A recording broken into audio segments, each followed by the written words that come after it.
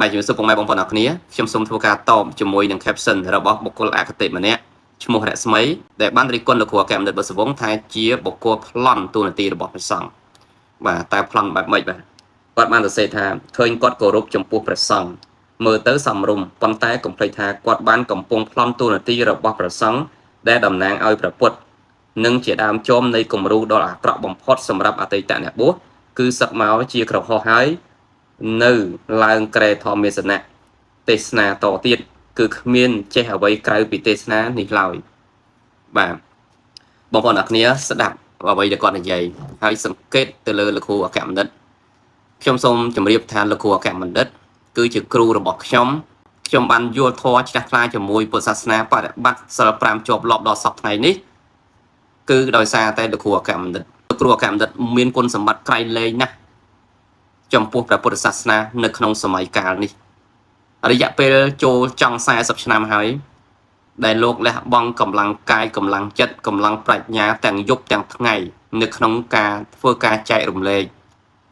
ចំណេះដឹងពិសេសព្រះធម៌ឲ្យពុទ្ធបរិស័ទទាំងអស់មានការយល់ហើយជាលទ្ធផលអ្នកប្រាជ្ញសម័យនេះជាច្រើនទាំងប្រសក់ទាំងប្រសង់ដែលកំពុងតែនិយាយអំពីអភិធម្មដ៏ស៊ីជម្រៅ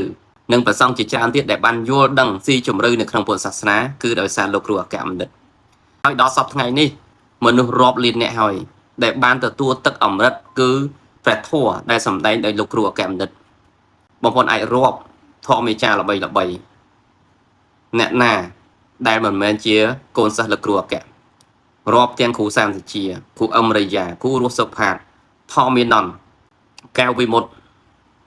អ្នកផ្សេងជាច្រើនទៀតប្រសង់ជាច្រើនទៀតតែកន្លែងណាជាការប្លន់ទូនាទីរបស់ព្រះសង្ឃតើហាមព្រះសង្ឃមិនឲ្យទេសនាទេទាំងដែលព្រះសង្ឃជាច្រើនអង្គសពថ្ងៃទទួលបានចំណេះដឹងពីលោកគ្រូអគ្គបណ្ឌិតបុស្សវង្សហើយអ្វីដែលជនអគតិនេះបានលើកឡើងថាជាគំរូអាក្រក់បាទសម្រាប់អតីតអ្នកបួសគឺសឹកមកជាកុហកហើយឡើងក្រែធម្មទេសនៈតើជាគំរូអាក្រក់ឬជាគំរូល្អបងប្អូនទាំងអស់គ្នាគិតតិចមើលបើសិនជាអ្នកបួសចេះដឹងដោយគ្រូសានជាដោយអ្នកផ្សេងដែលសឹកមកអត់បាននិយាយធម៌និងនិយាយធម៌មួយណាប្រសើរជាងខ្ញុំបើសិនជាយល់ដឹងតិចតួចដល់សពថ្ងៃនេះរយៈពេល20ឆ្នាំនេះខ្ញុំអត់បាននិយាយខ្ញុំអត់បានអប់រំធម៌ទៅកាន់សាច់ញាតិទៅកាន់មិត្តភ័ក្តិទៅកាន់បុគ្គលិកខ្ញុំប្រហែលជាអត់មានអ្នកសមាទានសិលដល់សពថ្ងៃនេះខ្ញុំដឹងថាមនុស្សដែលសមាទានសិលដោយការនិយាយធម៌របស់ខ្ញុំគឺមានរាប់រយរាប់ពាន់អ្នកហើយសូមថាតួនាទីរបស់អ្នកចេះដឹងធ្វើអីចំណេះដឹងដែលមានពីលោកមកសឹកមកត្រូវតែរំលាយចោលមែនតើអ្នកគិតបែបម៉េចយកស្អីមកគិតអ្នកមានតែយកធម៌ចំណែនមកគិតទេយកធម៌ចំណែនហើយសួរថាពេលឡើងធម៌មានសនៈហ្នឹងតើប៉ះពាល់អីដល់ព្រះសង្ឃលែងមានតម្លៃដោយសារក្រហោះចេះដឹងឬក៏ព្រះសង្ឃអត់មានតម្លៃដោយសារតែលោកអត់ចេះដឹងតួនាទីរបស់ព្រះសង្ឃតួនាទីរបស់បាសកបាសិកាគឺត្រូវតែនិយាយធម៌ហើយគាត់លើកឡើងទៀតថាគ្មានចេះអ្វីក្រៅពីទេសនានោះឡើយហើយបើសិនជាគ្រាន់តែទេសនាខុសព្រះក៏អត់ប្រយោជន៍ដែរ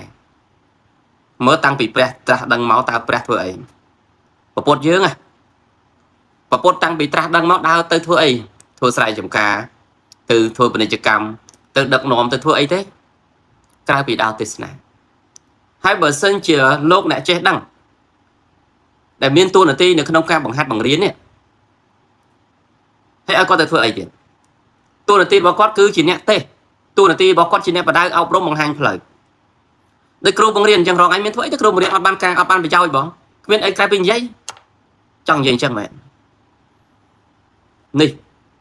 ខ្ញុំក៏ថាចេះជ្រុលពេកហើយតេះដៀលបុគ្គលដែលមិនគួរតេះដៀលធ្លាក់នរកដោយគេច្រើន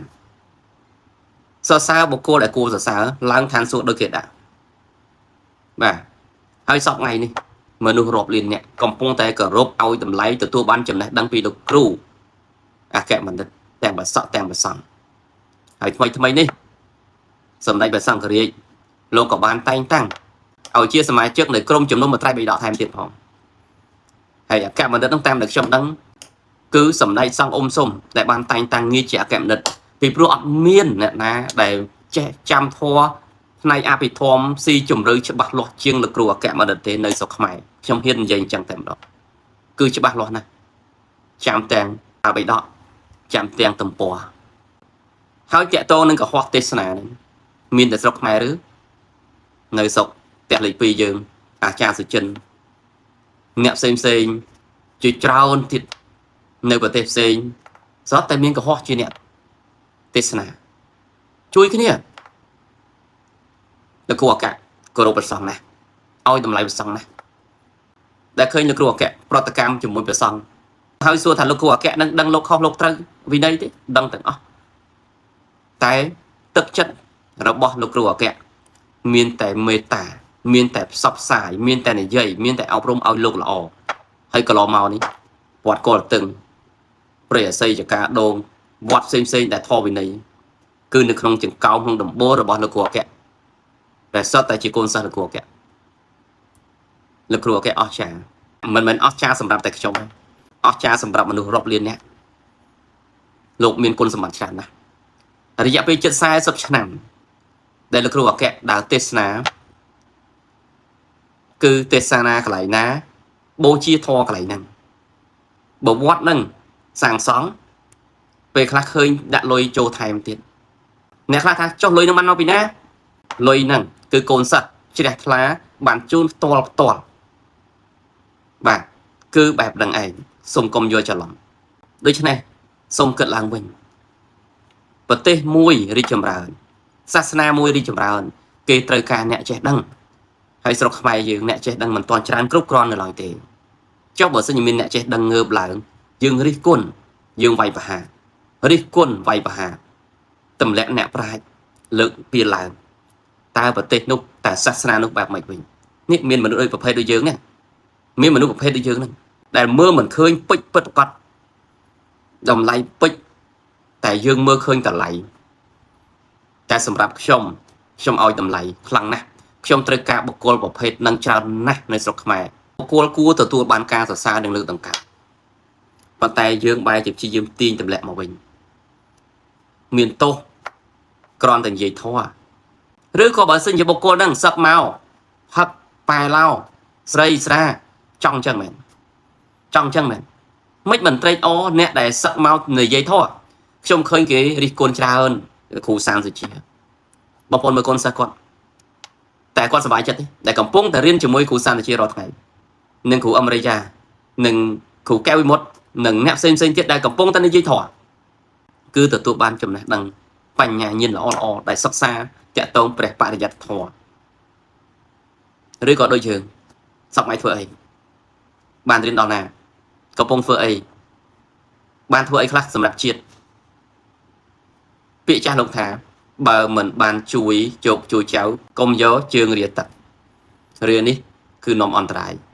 ស្លាប់ធ្លាក់នរកណាជើងតេះឌីលអ្នកប្រាជ្ញដែលកំពុងតែលើកស្ទួយសាសនាដ៏មហាអស្ចារ្យនេះសម្រាប់ខ្ញុំលោកគ្រូអគ្គបណ្ឌិតគឺជាបង្គោលធម៌ដ៏ល្អបំផុតណាសម្រាប់ផ្នែកគរិយាវាសផ្នែកឧបាសកសម្រាប់ប្រទេសកម្ពុជាមានឧបការៈច្រើនណាស់សម្រាប់ដល់ប្រសង់ថែមទៀតចឹងគឺលោកគ្រូអគ្គគួរទទួលបានការគោរពនិយាយពីគុណធម៌យើងអត់បានរួមជើងគាត់ផងគាត់លះបង់មួយជីវិតនេះប្រពន្ធក៏គ្មានសូម្បីតែលុយកាក់ក៏គ្មានកាន់ផ្ទះគេធ្វើឲ្យនៅឡានគេដឹកអត់មានអីជារបស់គាត់ទេហ៎គឺរស់ដោយសារគេខ្ញុំក៏ចង់ប្រាប់ថាតេះឌីលខុសមនុស្សហើយមើលសាសថ្មីកុំឲ្យស្ដាយក្រោយជាពេជ្រពិតប្រាកដមិនមែនកន្លែងអរគុណច្រើន